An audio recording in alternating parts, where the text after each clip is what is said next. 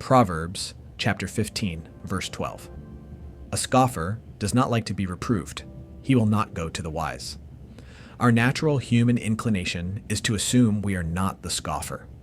We hear the word and imagine someone openly arrogant or hostile to wisdom.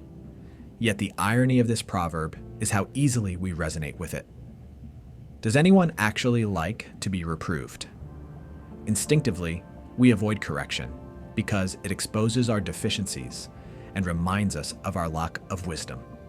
That discomfort often keeps us from going to wiser people in our lives, the very people God may want to use to shape us.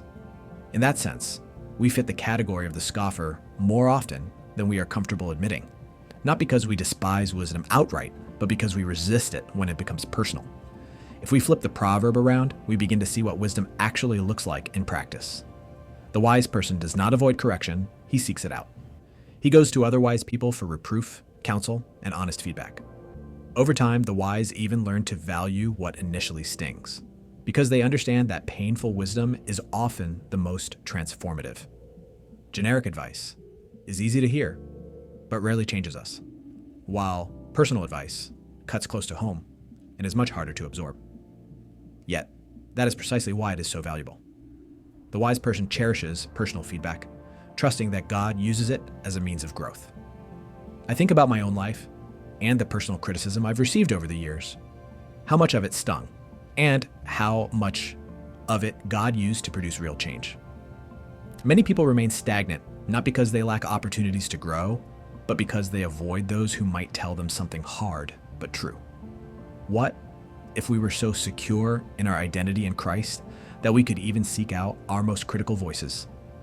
One of the most impactful moments in my life came when my pastor challenged a group of young men to go to their wives and ask a simple question: what can I do better? And then to receive the answer without defending themselves. When I did this, my wife said, "I wish we prayed more together."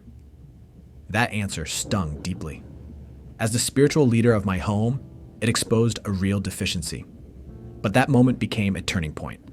For over 4 years now, we have prayed together every night, and God has worked in remarkable ways through that simple, humbling obedience.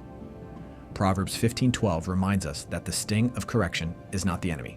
Avoiding it is. Often, the more it stings, the more valuable it truly is. Today's takeaway question is, whose honest feedback do I tend to avoid? And what might that be costing me spiritually? If you enjoyed today's daily proverb, please like and share this with a friend. Today's daily proverb is brought to you by Sabbath Space. Reduce your screen time by 81% by temporarily blocking apps and notifications. Spend less time scrolling and more time with God and real-life connections. Download Sabbath Space today on the iOS App Store.